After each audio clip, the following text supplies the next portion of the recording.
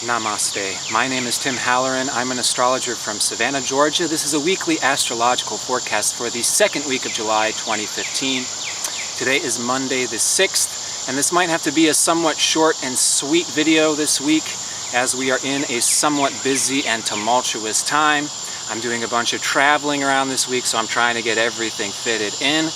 And I think that this very much reflects the transits, very much reflects what we are going to be talking about this week as we are in the midst of Cancer season.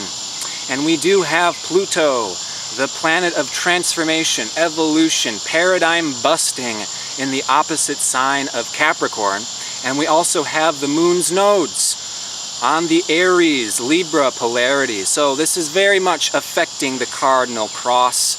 There is a lot of critical energy that is being kind of brought to the surface, and certainly what we're dealing with now and today is a Sun opposite to Pluto. Next week is Mars opposite to Pluto. And what these oppositions to Pluto is, as these planets move through Cancer and oppose Pluto, is this is bringing up very deep, very core, soul-level emotions, oftentimes going back to childhood, oftentimes going back many multiple lives.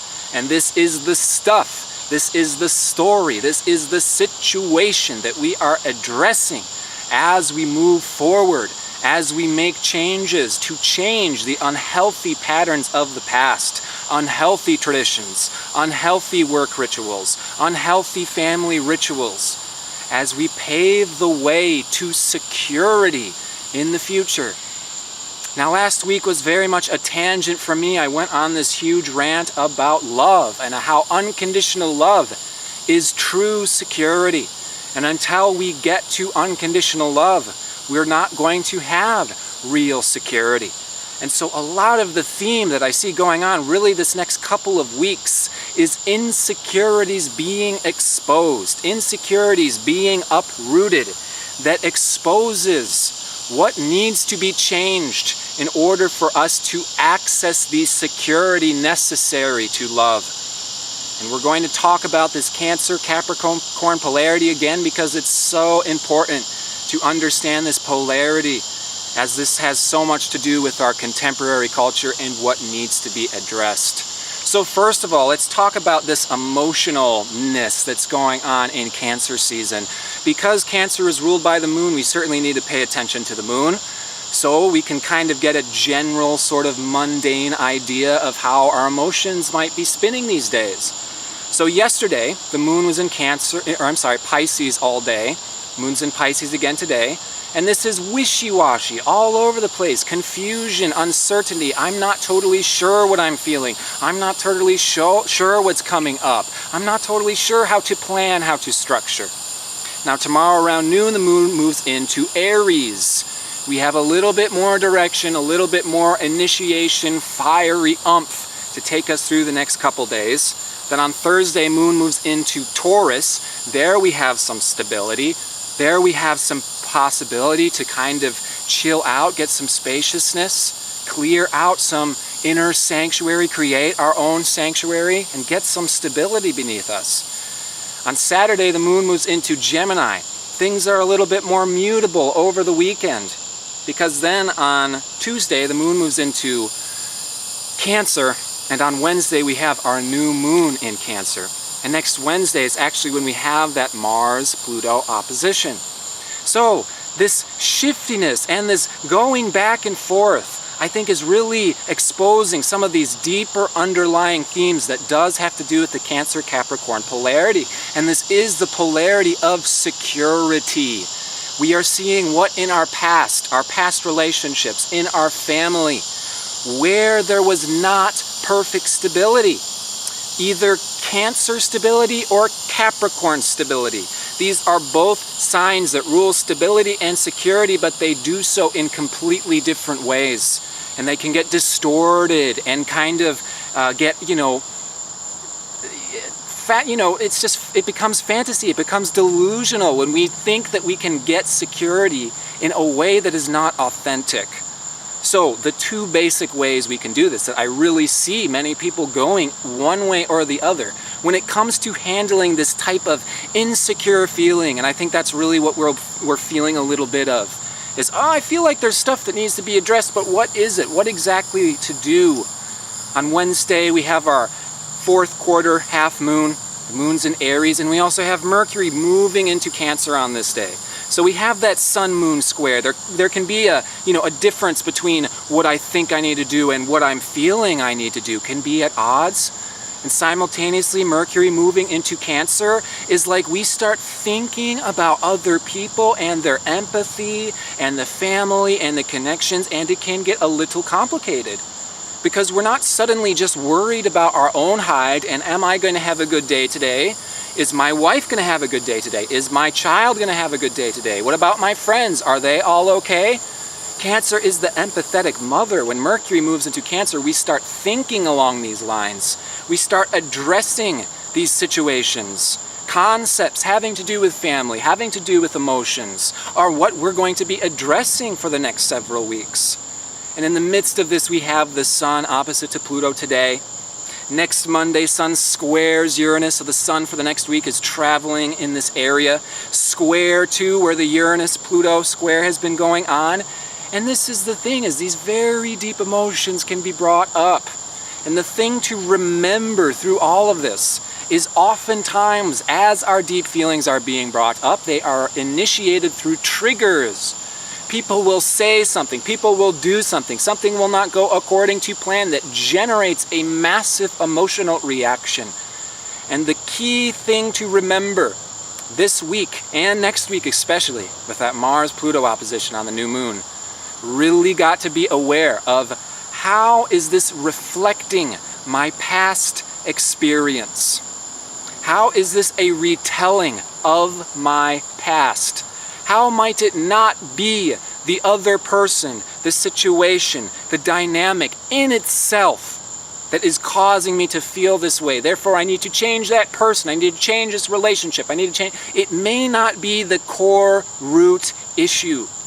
The absolute key with everything these weeks is to be descending into our emotions. And this is the thing. The other thing I might recommend this week is there does sometimes need to be healthy separation in order to do this. As we have Mercury moving into Cancer, and is the family, is the girlfriend, is the friends, are they all okay? And it gets too complicated. We can't worry about all of the emotional complications that are going to be going on these next couple weeks in order to have the emotional stability within ourselves to handle the emotional complications that are going to be going on the next couple weeks. We need to make sure that we can retreat into some solitude within ourselves and provide our own emotional stability. Before we can start being the nurturing, maternal force in the world, before we can start being the guiding, intelligent, paternal force in the world, we need our own inner stability, which means we must become our own mother and father. So there is always a propensity when we're dealing with Pluto, when we're dealing with Cancer, when we're dealing with the moon's axis going into Libra, that there can be projection. And so we need to remember, what does this say about my experience in the past? What story, what experience is this telling about me and my story and my emotions and my past? And then we can take that experience, that emotional trigger, and we can sort of confine ourselves within the safety of ourselves before we start dragging down other people, before it starts getting into the little mundane triggers that are not the core issues. So the most important thing this week is descend into our emotions so we can really feel them out at their absolute root core, which sometimes takes some spaciousness. For example, the relationship, something gets triggered and, the drama starts and the people, blah, blah, blah, you hurt my feelings, blah, blah, blah, you hurt my feelings. This is Cancer opposite to Pluto. This is just what we need to anticipate happening a little bit.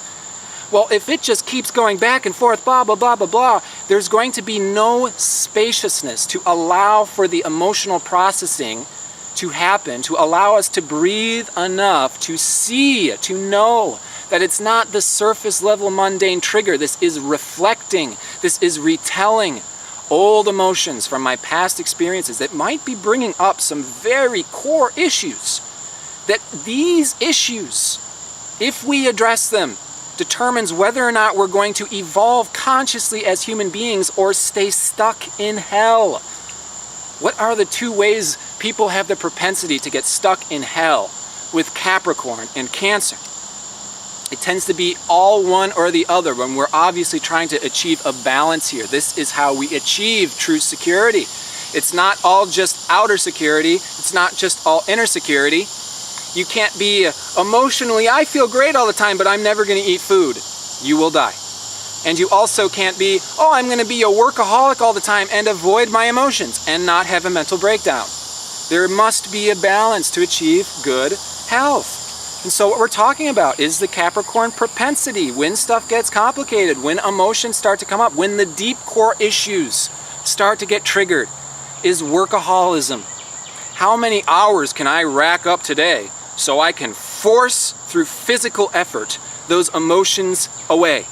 How much can I separate from my partner, from my family? Oh, it's going to be overtime at the old office today. Stuff's getting complicated at home. The more you sweep emotions under the rug is not giving you true security. In fact, what happens to the majority of people who choose to go that route is that they sweep so many emotions under the rug that they go neck deep in unconsciousness and they forget who they actually are. And then maybe if they're lucky, they'll have a child that will see them as they actually are and remind them of who they actually are. Or they might have a child that doesn't and just gets conditioned to the exact same thing, and then the pattern just keeps repeating, or no child is born and it just stays stuck in a rut. Similarly, the Cancer route is, I have so many emotions. I am so unstable. I can't go through a day of work without feeling stuff. I am around so many people and I just can't make everybody happy because I am feeling stuff. And as soon as I start to feel and express what I'm feeling and expressing, everybody starts to go just like, there goes the feeler again. Feeling a whole bunch of stuff. Can't you just button it up and appreciate what you have? You have money, you have a meal, blah, blah, blah, blah, blah. How many of us have heard this? And how helpful is it to hear that? Does that help you get emotional security? Oh, you feel very emotionally insecure today. Your emotions are going everywhere. You're not sure who's your friend and who's your enemy because your emotions are going crazy. Oh, but be grateful that you have money and food. That's not giving emotional security. So the propensity with Cancer getting unbalanced the unhealthy way is just to run away. And I can't be around people. I'm too unstable. I'm too crazy. People don't like me. And so I have to lock myself in my room. And yes, I'm sort of recommending at the same time, we all need to do this. Especially we need to practice feeling emotions because the overwhelming cultural tendency is to go the Capricorn route and to pave over those emotions with a desk job, with a lofty goal, with strength and endurance. I'm so wise, I'm so intelligent, I don't get belittled by those little emotional things. This is why Pluto is moving through Capricorn, to bust up those attitudes. And so people who go that route, pave over their emotions, do the workaholic thing, that is not going to end up pretty. That's going to end up being one of the worst traps that we can culturally fall into. You know, it's like as you're driving down the street and you see all the toothpaste ads on the billboards and they say, oh, you have this toothpaste, you're sure to be happy. That's like the same as believing in success and workaholism as a means to get security. It's not going to work. That's just going to be one of the worst tricks that's ever happened to a person, is to sell your soul because you think that's going to give you security. So we really need to practice emotional intelligence. We have Mercury moving into Cancer. This is the opportunity to go there. Yes, we need to speak emotionally. Yes, we do need to address our friends and our families. And I've been speaking for months with the North Node in Libra. This is it. We are speaking our emotions. We're bringing this to the surface. We're finding safe tribes of people. And here's the thing. Let's find safe tribes of people to achieve that healthy balance, which means tribes of people that are emotionally open. Oh, you're a man with long hair? That's totally cool. Not going to judge you for that. Oh, you're a man with emotions? Not going to judge you for that. Okay. And yet, we work for money, we feed our family, we earn a living, and we're providing for ourselves the physical means of security. Because one way we can go one way or the other too is so many people say, oh yeah, I'm going to pave over my emotions by joining the hippie commune because everybody does yoga there all day long and everything's perfect. Everybody knows about Buddha, so everything's great. And actually, you're running away from the greater issues and paving over your emotions by acting happy, by doing that's just workaholism. I see people do workaholism through yoga. Oh, I'm going to achieve enlightenment today by working my ass off. And no, this is patriarchal conditioning. This is coming from lifetimes of the man showing us how to live. This is why these emotions are coming up. These are why the little mundane triggers, okay? And if they're not coming up yet, this week is our means to prepare for next week's new moon on Wednesday. Because on that new moon, Pluto will be opposite to Mars. And that is sowing a seed. We need to plant a seed intention that is going to confront and move through these issues. And one of the main issues is, how can I be emotionally open? How can I confront and express my insecurities and still be productive and not drag down everybody at the same time, either through projecting, vomiting all my stuff up onto them and blaming other people for saying the wrong thing or whatever, or we become emotionally grippy. This is the other Cancer way of becoming unhealthy. Is I need you to hear my emotions. Oh, I need you to be home 24 hours a day, to sit by my bed, to make me feel good, is a means of not accessing your inner security. So again, we need a balance. We need to go off into solitude, make sure that we're doing our emotional processing and having the strength to deal with these confrontations. This is the other key point, is confrontations will happen. Conflict does happen. Confrontations, conflict is Pluto, is Scorpio. It is a part of nature. It happens for good reason, to bring up the themes, the stories, the emotions we need to have brought up so we can consciously go there into the past, into the childhood. How does this reflect my mother-father relationship in early childhood? This is the thing. These are the issues that come up. Little girl wants to sing to the world, has a soul desire, a soul intention to express her love through singing. And early in her life, she sings to her family, and her little brother makes fun of her and says, "Ha ha, you sound like a girl." Little girl becomes so wounded, probably a reflection of past lives, that she closes down her voice and never sings again.